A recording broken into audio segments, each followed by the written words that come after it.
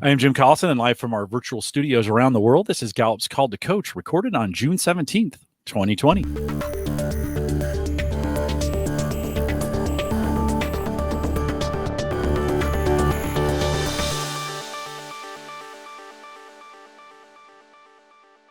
Call to Coach is a resource for those who want to help others discover and use their strengths. We have Gallup experts and independent strengths coaches share tactics, insights, and strategies to help coaches maximize the talent of individuals, teams, and organizations around the world. If you're listening live, we'd love to have you join us in our chat room. There's a link right above me there on the live page. Take you to our YouTube instance. There's a chat room there. Log in and ask your questions live during the program. If you have questions after the fact, many of you are using this email address now. Thank you for doing that. You can send us an email, coaching@gallup.com. Don't forget, if you're on YouTube, you can subscribe to the channel right down in the corner there. Hit the notification bell. That'll just give you a notification whenever we publish anything new. And if you want to listen to this as a podcast, search Gallup Webcasts on any podcast platform.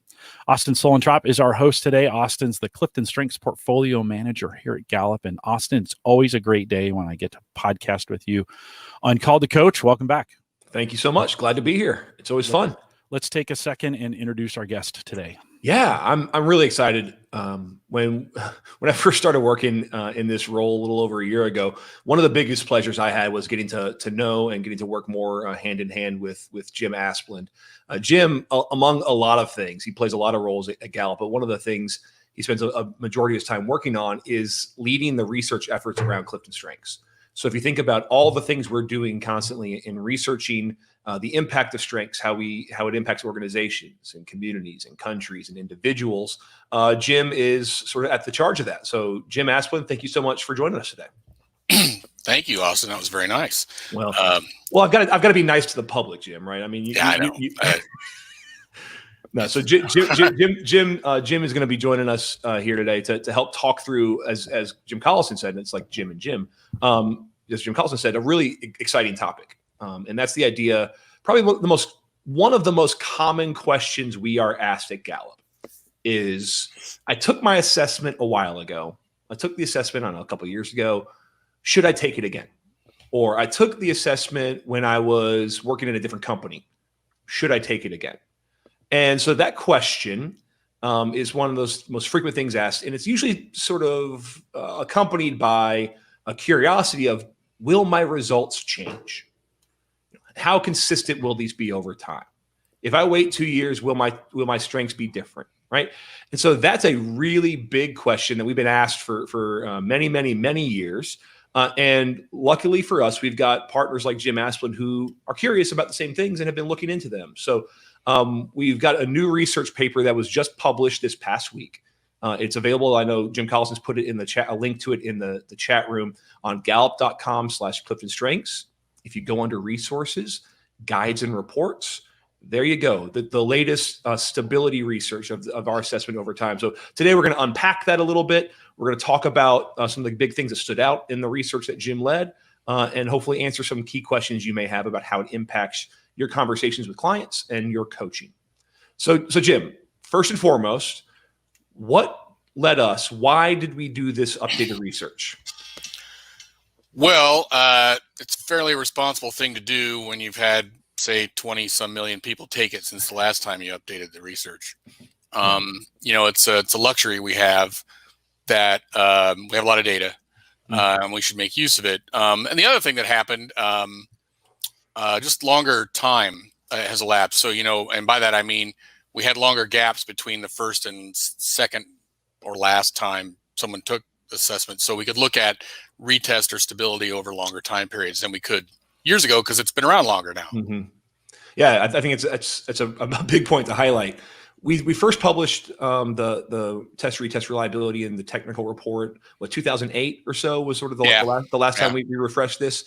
So it's been 10 plus years, and we've gone to now. At the time you conducted this research, we had a little over 21 million people in our database, right? Yep. So millions more people completed it, and I think for all of us to understand, a lot of the people in that database may have taken it the first time as a college student.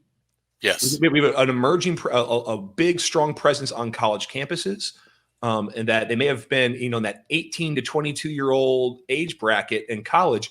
it's been 5, 7, 10 years for some of them now. It allows us to study the change there. So good call us there. I think, to your point, we do have so much more data now, and our database is growing so much. We can learn from that, and it is a responsible thing for us to do. So, and a point I forgot to mention is we have a lot more data outside North America, so we could look at other populations too. So that was wonderful. So when we look at this, right, we've got a more global presence, we've got longer time periods, we've got more data points to reference. What was what did we learn? What's new in this report that people are going to want to pay attention to? Well, I think the main thing that's new is that we have a lot more things we can explore. So we could look more into stability over longer periods of time, stability for people who took it in 2 different languages, stability among subpopulations by language, gender, race, that sort of thing, country. That's kind of what's new. What's not new is that the assessments results are still very stable over longer periods of time. In fact, I think over the same period of time, the reliability is actually a little higher than it was when we published it in 2008. Yeah. And so, I mean, nominally, it's not a lot, but it still looks really good. But now we can kind of dig into more, some of those hypotheses where possibly something could happen that would make the scores change more than for the average person, but for the vast majority of people, they didn't change much. Yeah. So what I've heard from you, both there and then in our conversations, sort of leading up to this, and as we've worked through the research, if somebody was referencing a certain number in the past of how stable is the assessment over time, right? There's a number they could reference in the past. If somebody asked that question now and said, "Hey, all right, Jim, what's the stability ratio of the CliftonStrengths assessment?" How would you answer that? Well, the published result in 2008 for the overall profile, the test-retest correlation was 0.7, and now it's 0.73. So, like I said, slightly higher over the same time period. And that's a sort of a 6-month time period, which is pretty common in the literature. It attenuates a little bit over time. So if you go out longer periods of time, it drops a little bit, and the paper goes into that in detail. Yeah. But even over 7 to 10 years or more, it doesn't drop way below that. So, but like I said, it's a little lower. Yeah. But so that 0.73, I think, is a kind of the number that's earliest in the paper. Is kind of, if you want to pick a number to kind of encapsulate what the thing says, that's the one I use. That's the one you go. Okay. Yeah. So for everybody listening, page 3, table 1 of the report. There's the sort of the updated, refreshed version of the same research we did in 2008. So if you looked at that sort of 6-month reliability of the whole profile, that's listed there, page 3, table 1, and it's 0.73. So I know a lot of our coaches, a lot of our clients, they want that number. They want that number because they're trying to make the case for strengths, or they're trying to answer questions from stakeholders and be able to say, why, how consistent is this? And what's great is in the past, we had one number to provide, right? We had that one research point. We had that sort of one study. This new research gives us so much more nuance, right? It gives us so much more depth and variety of angles we can look at this. So in the past, I think one of the common things we would say if people ask us, should I take it again? Our lead answer for many, many years was, no, you don't really need to. It's not going to change much, right? Your results aren't going to significantly or meaningfully change over time. So there's not a need to take the assessment again. Now, Jim, how would you answer that question of, should I take the assessment again? I think you still, the sort of default position is you don't need to.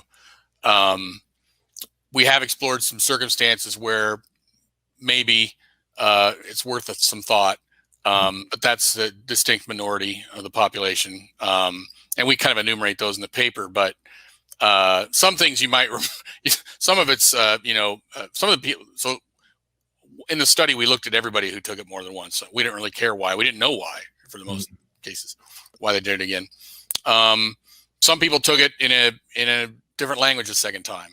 Now, anecdotally, my experience has been people who take it the first time in a different language, they take it in English when English is not their first language. And that's pretty natural. If you're college student, for example, a lot of those are students studying in North America who are doing everything else in English. That's just a natural thing for them to do. And then they take it years later or months later in their native language, and the results are a little different. Mm-hmm. And that's to be expected. It's actually, the difference isn't big, but there's something there. Other people took it again because they couldn't find their results. So, or they didn't want to do the work to find it. It was easier just to take it again. And then other people, maybe weren't taking it that seriously the first time. I think we've all met those people. I certainly have. They didn't necessarily know why they were doing it. Somebody gave them a code oftentimes, and they were in a hurry, or they were distracted or whatever. And they took it before. If you think that was the case for you, paying attention probably helps. So, maybe that's a good reason to actually do it again. And then you shouldn't be surprised if the results are different because you're investing more in your responses. Yeah. And so we explore some of that. It's hard to know, right? So you can look at things in the data, how long did they take to answer the questions? How much did their answers vary? How did their sort of response style change from, the first one to the second one? And then you can infer some of the reasons for that. I mean, obviously we usually don't know. But I think that's the most common circumstance is they really, they weren't paying attention, or taking it seriously. And Jim, I think it's a great distinction. So there are, I think, there are some times now that we would say, hey, if this is your situation, you may want to consider it. It's still not a blanket, yes, you should retake it. But as coaches, it's an invitation to have a discussion with our client, right? That if they're saying, hey, would my results change, or should I take it again? It's opening the door for us to discuss with them what's driving that. And so in the paper, you outline some great questions to ask, right? And so I just want to cover those three questions you outlined to ask if somebody prompts that question. The first one is how old were you when the last time you took the assessment?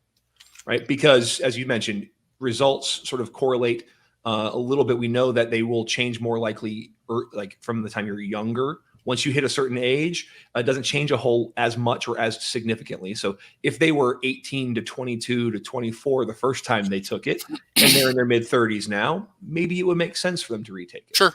Right? The second question was how long has it been since you took it last? From that point, if it's only been 6 months, pretty much regardless of situation, that wouldn't make a whole lot of a case for us to recommend retaking it. But if it's been, 10 years? Is that a number? Yeah. And they interact, by the way. So if you were 50 when you took it the first time, 10 years might not change that much. Right. If you were 19 and then 10 years have elapsed, that's different. So there's a developmental piece to that. Mm-hmm. And the literature and, kind of personality and traits very similar to this. They just get more stable as you get older. Yep. And we see that with strengths results too. Yep. Just like you would with the Big Five or something like that. Yep. And so, but so I think of those kind of as a pair. How old were you and how long has it been? So, yep. So at my age, don't bother unless you got a real compelling reason. Right. But if you're a kid and the first time and it's been a few years, it might be worth looking at. Right. Wonderful. And the third question you outlined is that idea of focus. How much effort and attention did you give it the first time? And so you spoke to some of the potential distractions that could be causing that. I know one of the common questions I'm asked, Jim, is if I'm in a state of high stress or I'm in a state of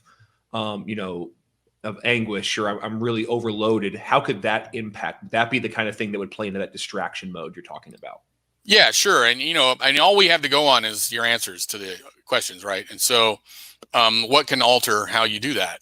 And if you're distracted, if you're taking it in a noisy environment, if you were worrying about something else, if you're under a lot of stress for some reason, that could alter your responses to the items. And now a lot of times people won't remember that. And so it's kind of the thing you almost run across more when people wonder why their results change. You're like, well, were you having problems then, or Right. or did you take? I mean, because I've got a 17-year-old still in my house, and they're multitasking all the time. And if he takes it in college, I'm not 100% sure he wasn't also playing Fortnite and texting with 8 people at the same time. And so, that's real life, that happens. And they may not even remember that, but it is something to explore. If people are wondering, are these right for me still, or should I take it again? I think that the first place to go is just measurement error from things like that. Right.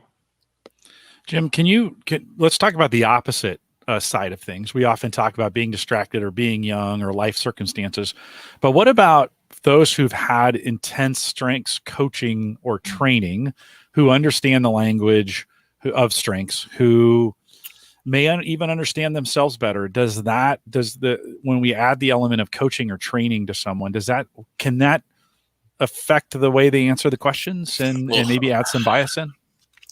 A little bit. And I'll tell you why I think that. Most of our items, in fact, I think almost all of them, you can look at them and not know what theme they're measuring, even if you had the time to sit there and stare at it. Yeah. They're designed that way. There are a couple, and we see that in the data a tiny bit, where heavy exposure to our content, and that's maximizer and individualization, may have changed people's retest a little bit. And I think that's just the nature of people being really interested in it. They can spot that now when we're asking about it, which the first time if they were not previously exposed to strengths content, that would not have happened.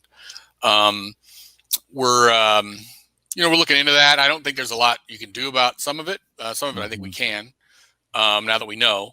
But I say again that those effects are small. And in fact, if you want to check it out, it's kind of towards the end of the report. And it's a useful point to bring up because there's kind of 2 ways to look at stability, right? So did the scores to the questions change by theme, so did they change by theme? And then the way we report scores is a ranked ordering of these things, right? And the interesting thing is, if you ever played Jenga, you pull out one thing, everybody moves, right? So if your scores change on one theme just a little bit, it moves everybody.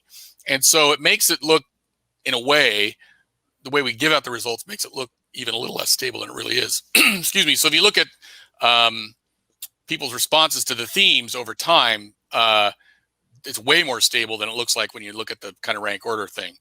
So there's a table in the back that kind of shows the distribution of scores. And they're all way over 90%, similar, over 95, I think, all of them, from time 1 to time 2 in terms of just their raw scores. And so the thing is that changing 1 or 2 of those, and more often than not, that's even a little strong, but the themes that were the most often the cause of that would be those 2 that I mentioned, maximizer and individualization. You'll see that they have the slightly lower similarity time 1 to time 2. They're still, I'm not looking at it right now, but like 95%. So we're not changing our response as much. It's just that the way we report these things moves the water that all the other themes are in a little bit. And so that's another thing to know is sometimes these themes move around a little bit, and not to get too wound up over small movements, right? If it was number 1 before and it's number 2 now, those could be almost exactly the same.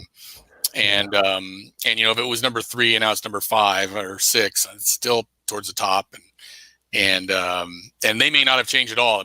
Something else may have moved them. So, well, and I think for our coaches, this is an excellent opportunity to ask some questions. Why?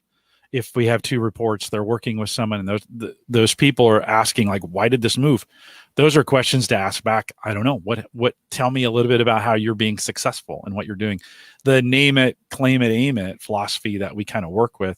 When we only compare the themes, we stay on the name it, and name it, which is like we never get off of okay, what are we actually doing with this? And I think that pushback sometimes, or that questioning we get from people for coaches, is a great opportunity to ask some really deep questions of, I don't know, tell me some things about you. Because on the surface, it's not going to make any sense. We really need to dig in. Especially if you're still only looking at top 5. I'm hoping that people who now have access to a lot more people have access to the whole sequence of 34. It's easier to spot those little movements that may have popped you in or out.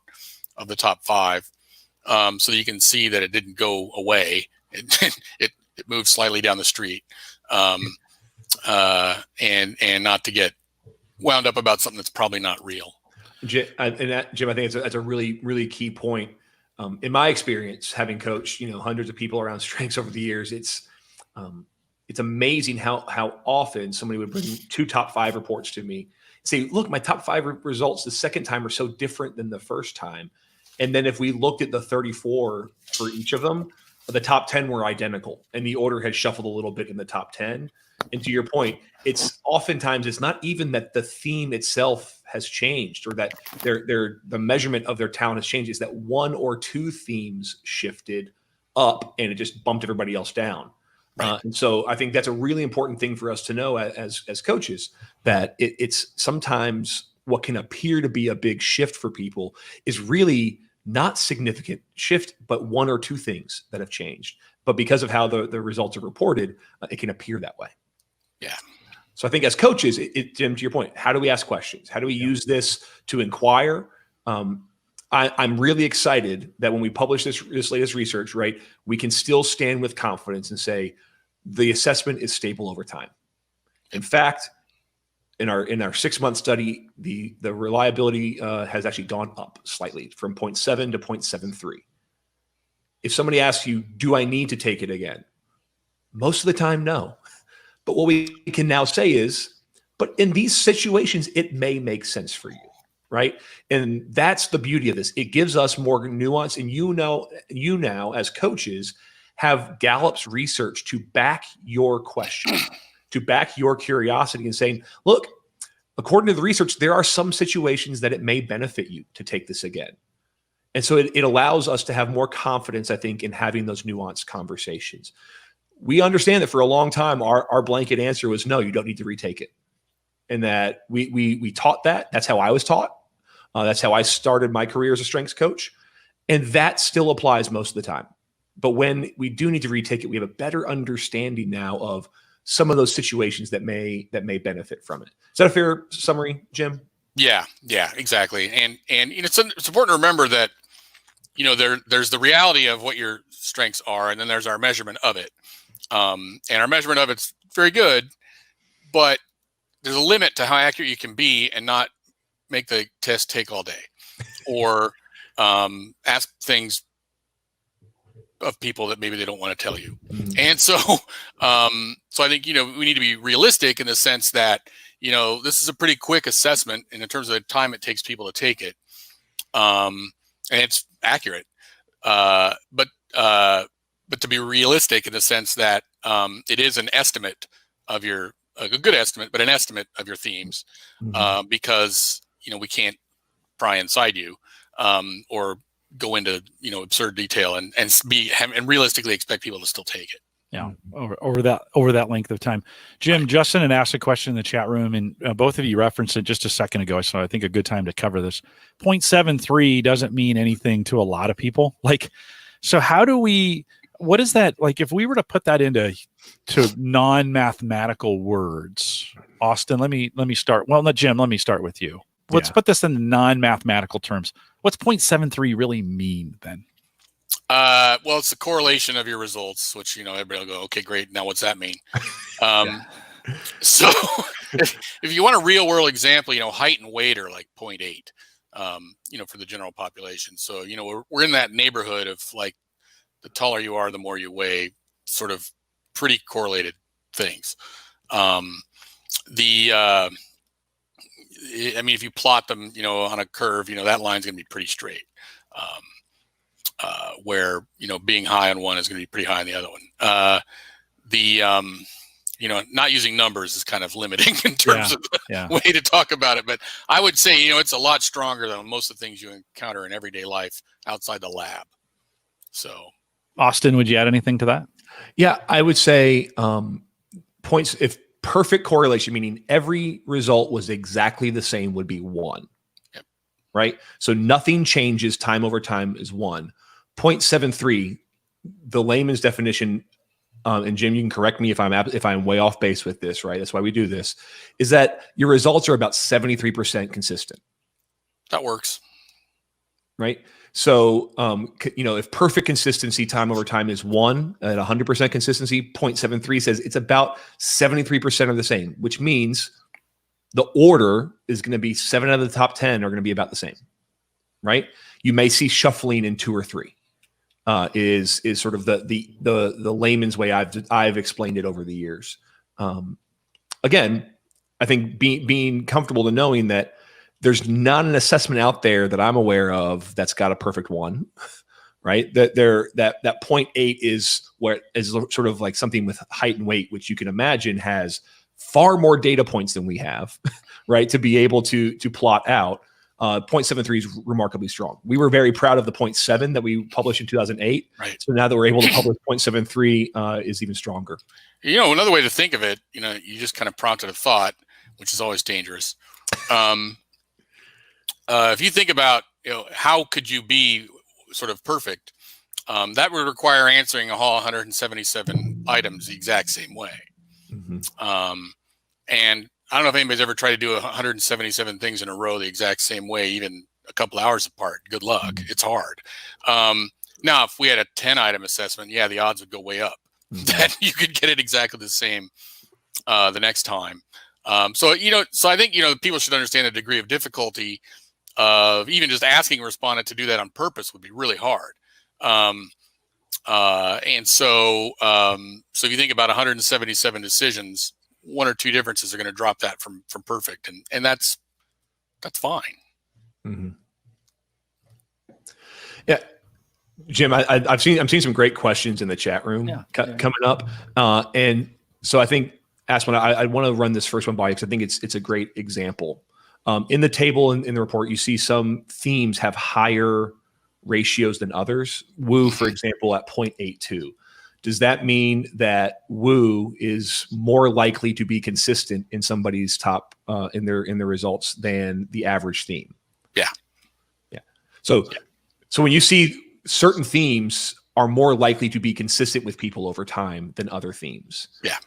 Right. And so I think that's a good call out. And I think Nate was the one who asked the question that, there are some themes that when you have them, those themes of talent, they're a little less likely to change over time, and other themes that are more likely to change. Right. And then I always love this question, Jim, because I asked this of you. You helped me with my language on this a lot. The change from 0.7 to 0.73, is that statistically significant? Well, it's 2 different samples in very different populations. Technically, the answer is probably yes. I think so the danger of asking a statistician, you get a different answer than when you asked a different question than when you asked. But it's it probably is. I didn't even bother to check because to me they look close enough to the same that I'd kind of figure what's the point, but it probably is. Okay.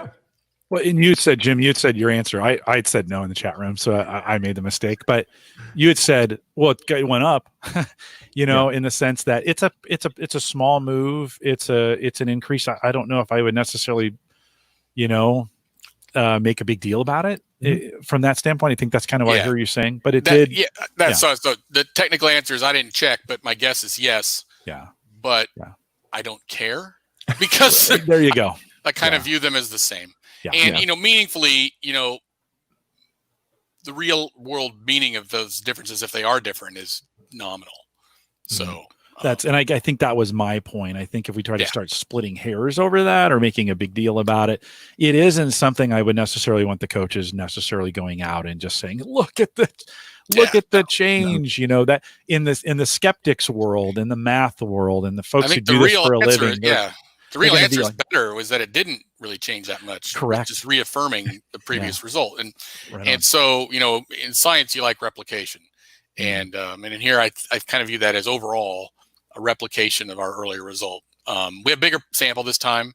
The previous one, by the way, was from our panel, which is representative of the U.S. population. So it was a U.S. population. And this one was global, but, not designed that way. It was a convenience sample. But Jim, did we look into, so let's say I take it in one language and then the second time take it in another, When that is done, is there a statistical correlation of accuracy when done in the second language? So in other words, maybe I took it in English the first time and then in German the second. Did we look into that at all? Yeah. There's a table on that in there. I think I can't remember what I put in there at this point. I rewrote it like 5 times. This is the danger of doing this months after I finished it. Yeah, we did. And in fact, or anybody from the Netherlands on the call, you should be proud. Like 30% of the Dutch respondents on the second time actually took it in English the first time, or German. And so, they, and the reliability is still actually quite high. Anecdotally, I typically see more of that either in the student population, or if you're working for a multinational and you're used to doing everything in English, usually is the first one they did, and then went back to their first language. Maybe that, depending on when it was, they may not have even known it was available in Croatian or Hungarian or Dutch or whatever, but then they took it. And so we have a pretty good sample of a few language pairs there. But basically, you typically see a little attenuation. So, as you might imagine, people's understanding of those languages isn't equal. And the translations are very good, but that may not be the same as your personal translation of it. So, but the effect's pretty small. So, that's heartening, I think, if you are in that situation. We also find local dialect has an effect on the way people read things. We even have that in English. A lot of people that say to me, I see this real world, like, oh, the translation's bad. And then I say, we still struggle with language, even in English, of people understanding what this word means versus what this word means. And we do have a King's English version for the UK for that reason, right? Yeah. So. Yeah, I know there's differences, and even regionally here in the United States, we have differences in the way we use those words. Jim and Alvar. Go ahead. And language ages, by the way. So one of the things we do as we look through this is to see when we need to update items, because the colloquial phrasing is either there or not there in those things. And so, and as you might imagine, we're conservative with that, because that domino, then you have to retranslate all those things. Yeah. Well, but sometimes you run it, and we've done that over time, minor changes to things, because it's kind of an old form of a word or a phrase. We say we think like would that even happen in our lifetime? Would words lose meaning? And we use there's a word called Pollyanna, right? That we've used before, someone who sees the positive side of everything. Well, that nobody 25 or below knows what that word means. No. And so that has left the vernacular in a lot of cases, and it's left quickly. Like in the last 15 or 20 years, it has left very, very fast. Yes. Jim, question from our Facebook group earlier in the week, they wanted me to bring in, and we could talk for an hour on this, but in 2 minutes, nature versus nurture. When we think about these talents, and I know, but I told him I would ask you. Okay. So I told him I would. How much, give us the quick elevator pitch on this. What do we say, nature versus nurture on talent? Well, we don't have a lot to go on from our own data, right? So unless we have 10,000 twins out there listening that want to sign up and help me do this, that would be great. Oh, don't say that, Jim. They'll actually, people will come out to do it. But hey, that's cool. Go recruit them. I want those people to take it. Keep going. And if you look at the literature, kind of the developmental process, people have done research on twins. And I live in Minnesota, and there's a real big and long-standing, excellent sort of set of twin studies that go on at the University of Minnesota here. They do some really cool stuff. Some of them are twins reared apart. If you've ever seen those papers or seen those news stories, they're fascinating. So people try to estimate, the sort of heritability of some of these things. And so in terms of personality work that they've done in those kinds of areas, you get a fairly high heritability depending on the population. But it's at the end of the day, it's hard to separate them, even in a controlled study. So you don't really know. So to give you a bad segue, so in grad school, one of my jobs was working for a bunch of research studies looking at aging, mortality, and morbidity studies. So biostatistics have kind of, and we had twins. There's a twins registry in Denmark. It's very old, and so we got data from that, and so we were looking at data from that. We had a guy who was breeding fruit flies, so whatever the 1,000 analog is of twins, so 1,000 genetically identical fruit flies. Small weird thing. The laziest fruit flies live longer than the active ones. I thought that was really interesting. Some sort of oxidation problem. Anyway, you look at kind of and this is purely a mathematical exercise for us to try to understand the models that would show variability in aging for a lot of reasons. And the rough rule of thumb was always kind of like you get done and you go, well, looks like it's about half and half on something like that. And so my rule of thumb going into this is, absent any information, and we don't really have it, would be it's probably about half and half. If you look at the personality literature, it's anywhere from that to less than that on some of the bigger studies I've seen recently. So there's a fair chunk of this that's probably heritable, that's probably hard to disentangle from, growing up in the same house, if you're talking about siblings or children. But it'd be a fascinating bit of research to do if we had the data to do it. I wish we did. That sounds to me like a challenge that we will have to put on the roadmap for the future of research at Gallup of figuring out how do we study that more? Because I'm asked the same question, Jim and Jim. I'm asked that quite a bit, and the reality is, with our assessment, we don't have enough data points of twins to be able to pull this apart and do our own research. You don't even need twins, right? You could do siblings and parent-child stuff. You need more data. Yeah. And the assumptions you make are not as strong as you would with twins. And my grandma had an identical twin sister, and they were spooky similar, even in their 90s. And so it was, I get, what people are thinking, but my sister and I call each other at the same time all the time. We're not twins. I mean, it's just, that stuff happens. But it'd be fun to do, but we don't know. Austin, other questions that you have that you wanted to cover? I just jumped in. Sorry. No, it's all good. It's all good. I think there was one question I want to clarify. I saw in the chat room, which was about if somebody took the assessment the first time and they didn't like their results, right? And they wanted to retake it because they didn't like their results. I would classify that in that bucket of times I wouldn't encourage them to retake it. Because when we think about what would happen the time somebody took it again, if they didn't like their first results, then there's going to likely be some sense of intentionality in how they're answering it the second time to intentionally answer it differently. And so I think that can potentially skew the results. Jim, I'd love your commentary on that. But I think the bigger opportunity is that discussion and the conversation with them initially as to what about the results they don't like. I think the most common driver of those results is a misunderstanding of the themes, is seeing something like harmony and thinking of it as being soft, seeing something like belief and not knowing what the words mean. So I think oftentimes people's knee-jerk reaction when they don't like their results is because they're not fully understanding what they mean. Jim, anything you'd add on that? Sure. I think that you start with the dialogue, because I think there's a couple different kinds of I don't like my results. One is I don't like them. One is they don't seem right. And part of that, the overlap in the reasons, one in which you gave, which is, you put a name or a label on things and people kind of grab we've changed the names of themes in the past because, people didn't want to be told they were cautious. That was a word they didn't like to hear. So ta-da, you're deliberative. And that's fair. I mean, I think, those names have meaning. And so you need to think about that when you're putting names and labels on these things. And who's to say we might change something again? Some word might acquire a connotation that isn't right, and we don't want that to happen.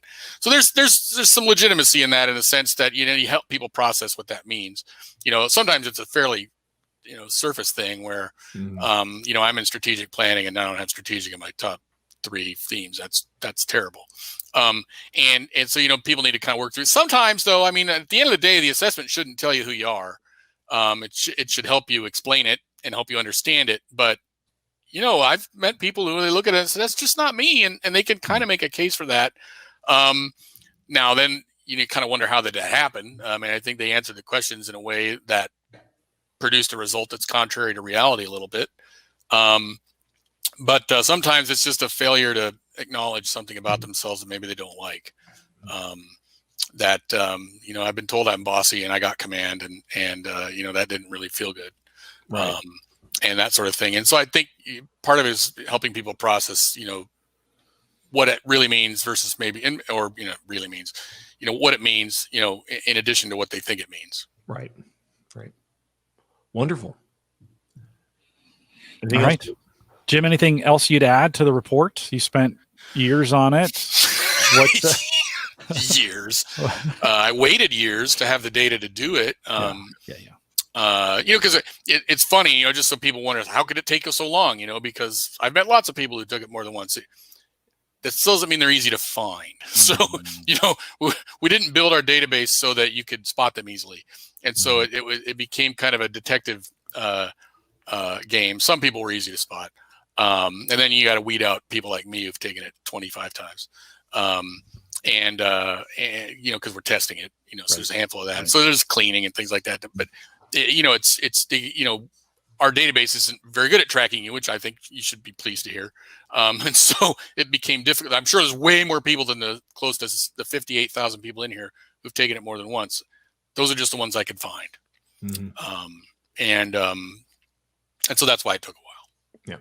But I think, we've kind of covered the high points. I think, the just to sum it up again, I think, it's very stable. It looks a lot like other real high quality assessments, like the 5-factor model type assessments, in terms of the way it plays out over time. And so it looks like a really good assessment should look. Yeah. Jim, I want to thank you, Jim Asplund, for spearheading this, leading the effort, for always thinking about what we need to be researching and leading the charge there. My time as a client, before I joined Gallup, I always took pride in knowing that I had Gallup's research engine behind the work I was trying to champion inside my organization. That I had the name and the brain power of the team at Gallup to make sure that what I was presenting to my stakeholders was vetted and was trusted and was legitimate. And I'm really proud to take this research to the world, because it's a big step forward in getting specific and getting nuanced and getting detailed around the questions we get asked. And I feel really comfortable and really confident in answering questions with more nuance and backing it with research rather than just with experiential background or just with theoretical background, but that we have research to justify the statements we're making. And it's really, I hope to all of our coaches out there that this is the kind of thing we take pride in at Gallup. We will continue to look at over time. We'll continue to research things. We'll continue to make sure we have the appropriate, as you said, phrasings of items so that they are relevant and are effective in measuring these things. So thank you, Jim, for all of your work on this. Jim Collison, thanks for having us on again. And to all the people all the coaches out there and clients out there who are listening, thank you for your support of the cause and being part of the strengths movement. You bet. And for taking time to be here today. And a couple of reminders to the coaches: your job is to ask why and not tell. And so as they bring these reports to you, and they're asking these questions, fire those back to them and say, I don't know, tell me more. Like, tell me more about you. That's whenever I have somebody come to me and say, I don't think, and I'm like, let's just talk about that a little bit. You tell me. And so there's some great opportunities to start conversations. Also, a reminder that all of these resources are available out at Gallup.com. So Gallup.com/CliftonStrengths/ it's Gallup.com/CliftonStrengths is all it is. You can get there. I was thinking /live. That's where the live page is if you want to join us for these live programs. I've also been posting the link to the resources page. It kind of looks here. I'll show you. Kind of looks just like this. If you want to head out to that page, I could say it, but then you would never get there because it's a weird URL. We'll post it in the show notes as well. But look for this report, the stability of CliftonStrengths results over time. And we'll make that available. It's available actually right now if you want to head out and take a look at it. Don't forget, you can join us and listen to this as a podcast. Just go to any podcast player and search Gallup Webcasts. You can then get Called to Coach or Theme Thursday. Both of those available out there as well. While you're on Gallup.com, don't forget to sign up for the CliftonStrengths community newsletter. Austin and I spend a lot of time each month thinking about the content that goes in those newsletters for you. And if you sign up, we'll send it to you automatically each and every month. If you have any questions, you can email us, coaching@gallup.com. If you want to follow the live webcast schedule, go to gallup.eventbrite gallup.com and just create an account, follow us there. If you attended the summit, the 2020 summit, and you still want to go back and listen to all the great recordings that are there, they're available right now. So head out to gallupatwork.com. While you're there, you can actually get registered for the 2021 summit, which right now we're scheduling to be in person. And I know that seems kind of weird to say that, but that's kind of what we're talking about. So again, gallupatwork.com. Best pricing is right now for the early bird pricing if you want to do that. Join us in our Facebook groups, facebook.com/groups/call-to-coach. And on LinkedIn, maybe you're not a Facebooker. If you're on LinkedIn, head out to CliftonStrengths Trained Coaches or search that on LinkedIn and you can join us there. I want to thank everyone for joining us live. We'll have a smidgen of a post show at the end of this if you are joining us live. With that, we'll say goodbye, everybody.